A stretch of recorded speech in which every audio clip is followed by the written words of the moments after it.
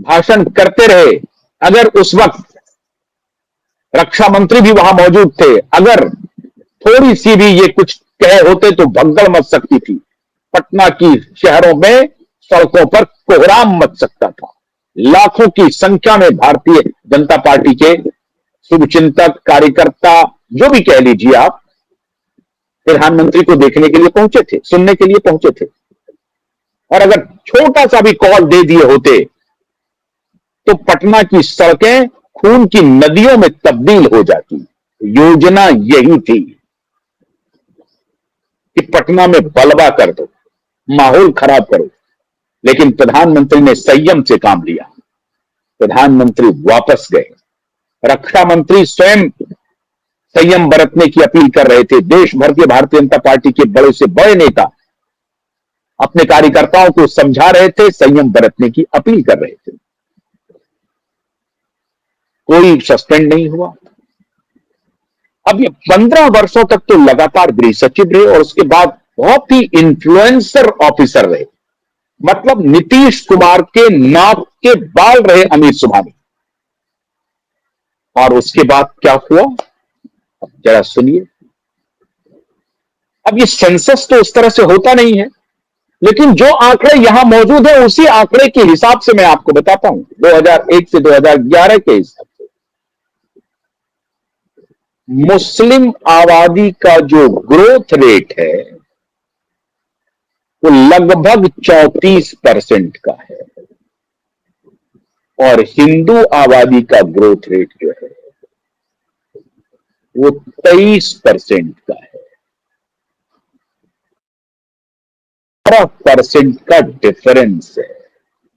इसी पिछले 20 वर्षों का मैं हिस्ट्री आपको बता रहा हूं। भूल जाइए 2005 के बाद से 2001-20 से लेकर के आज तक। और ये बात भारतीय जनता पार्टी को खास तौर से समझनी चाहिए कि इस दौरान आप सरकार में हिस्सेदार वाली पार्टी, हिस्सेदारी है आपकी, आपके नाक के नीचे क्या हो रहा है आपको पता नहीं है।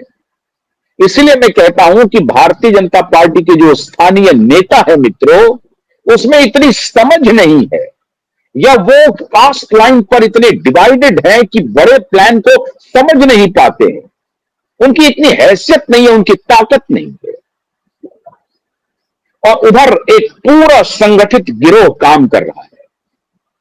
बहुत सधे हुए अंदाज में 3 स्टेट के डेमोग्राफी को पूरी तरह से बदल दिया गया है और इसी 3 स्टेट से जैन जी की पुकार होने वाली है।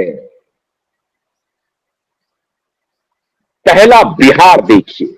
बिहार में पूर्णिया, अररिया, किशनगंज, कटिहार, ये जो सीमांचल का इलाका है, जिसका आधा हिस्सा पश्चिम बंगाल से लगता है, आधा हिस्सा नेपाल से लगता है और आधा हिस्सा जो पश्चिमी और मध्य बिहार से लग रहा है। इसकी डेमोग्राफी पूरी तरह से बदल गई है। सबसे ज्यादा ग्रोथ इन इलाकों में भी और उधर चंपारण के भी इलाकों में भी, जो नेपाल से सटा हुआ इलाका है, वहां भी है। झारखंड में पूरा डेमोग्राफी बदल गया। वहां 10% के ऊपर का डिफरेंस है हिंदू मुस्लिम पॉपुलेशन में, जो ग्रोथ रेट बढ़ रहा है। अकेले रांची शहर में 2.55% पॉपुलेशन अधिक है हिंदुओं से, मुसलमानों का पॉपुलेशन अधिक है। अब मैं इसको जो मैं कह रहा हूं उसको ऑफेंड मत होइएगा, जो हमारे सुधीजन, हमारे मुस्लिम भाई बहन है, वो ऑफेंड मत होइए। मैं जो बात कह रहा हूं, मैं कुछ दूसरी बात कह रहा हूं, उसको समझिए आप। तो रांची शहर में अकेले डेमोग्राफी बदल गया। 3-4 शहर का मैं जिक्र कर रहा हूं अभी, पश्चिम बंगाल का, और जो आपको याद होगा सरजिल इमाम का चिकन नेक शब्द आपने सुना होगा।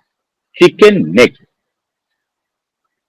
मुर्गी के गले के जैसा आकृति वाला एक इलाका है, उसको सिलीगुड़ी कॉरिडोर कहते हैं। सिलीगुड़ी से आधा रास्ता बंगाल पहुंचता है, सिलीगुड़ी से नेपाल पहुंचता है और उधर बांग्लादेश तक उसकी पहुंच होती है। बहुत ही सकड़ा रास्ता है, लगभग 65-70 किलोमीटर का एक मार्ग है जिसको सिलीगुड़ी कॉरिडोर कहते हैं। अब इसीलिए सिलीगुड़ी का जो एयरपोर्ट है मित्रों, वो स्ट्रैटेजिकली डिफेंस एयरपोर्ट है।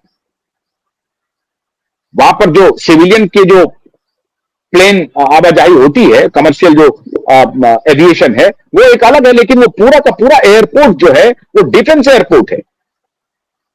इसी चिकन नेक को काटने की बात कह रहा था शरजील इमाम जवाहरलाल नेहरू विश्वविद्यालय में बैठ करके, और सीएए एनआरसी के आंदोलन में शाहीन बाग में बैठ करके कह रहा था।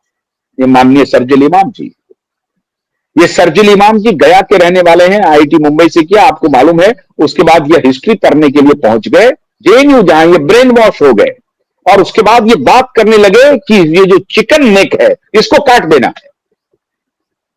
तो शरजील इमाम जेएनयू में बैठ करके तैयारी कर रहा है और यहां बिहार में बैठा हुआ अधिकारियों के संरक्षण में ग्रोथ रेट को बढ़ाया जा रहा है।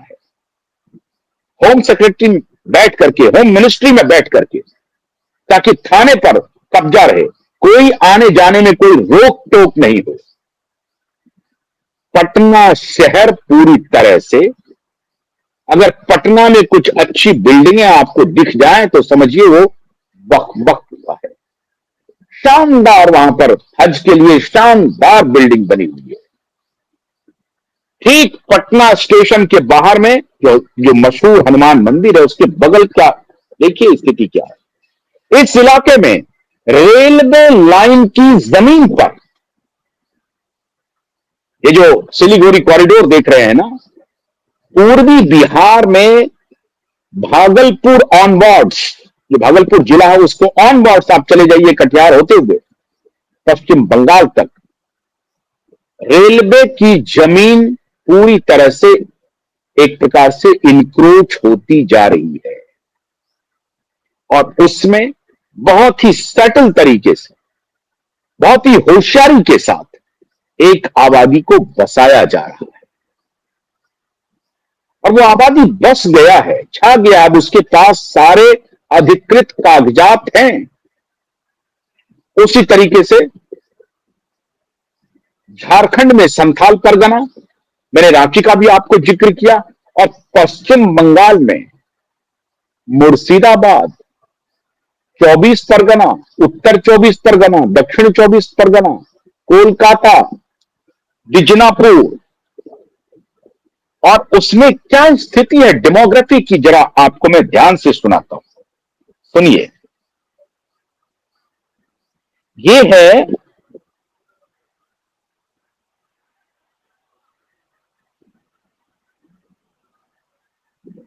हाँ, दक्षिण 24 परगना में जो 1951 में मुस्लिम आबादी थी 20%, 2011 आते आते 35% हो गई। 15% की छलांग है दक्षिण 24 परगना में। बीरभूम जिला है, 1951 में मुसलमान थे 22%, हिंदू थे 77%, 2011 में मुस्लिम आबादी हो गई 37% और हिंदू घटकर 62%। यह कहानी है बीरभूम की। अब उत्तर 24 परगना, दक्षिण 24 परगना तो मैंने दिखाया, उत्तर 24 परगना 1951 में मुस्लिम आबादी थी 19%, हिंदू थे 80%, लेकिन 2011 तक मुसलमान हो गए 25.82% और हिंदू 73.46%। घटता ही जा रहा है हिंदू आबादी। अब दक्षिण 24 परगना में मैंने बताया 15%, बीरभूम में ये मुर्शिदाबाद 1951 में यहां मुसलमान थे 55%, हिंदू 45%, 2011 आते आते मुसलमान 66% हो गए, हिंदू घटकर 33% रह गया। यह है मुर्शिदाबाद का। मालदा 1951 में मुस्लिम आबादी थी 37%, हिंदू 62%, 2011 में मुस्लिम हो गए 51%, 51%, 37 से 51% हो गए, और हिंदू घटकर हो गए 48%। मालदा की कहानी मैंने बताई। उत्तर दिनाजपुर 1951 में मुसलमान थे 39%, हिंदू थे 60%, 2011 में मुस्लिम आबादी हो गई 49%, 10% का इजाफा है, और लगातार हिंदू आबादी घटती ही जा रही है। ये जो 5 डिस्ट्रिक्ट हमने आपको बताए हैं, उत्तर दिनाजपुर, मालदा, मुर्शिदाबाद, बीरभूम, दक्षिण 24 परगना, उत्तर 24 परगना, ये हैं बंगाल के वो शहर जो पूरी तरह से कन्वर्ट हो चुका है, ऑलमोस्ट। वहां अब बहुतायत संख्या में मुस्लिम आबादी है, हिंदू आबादी लगातार घटती जा रही है। बंगाल, झारखंड,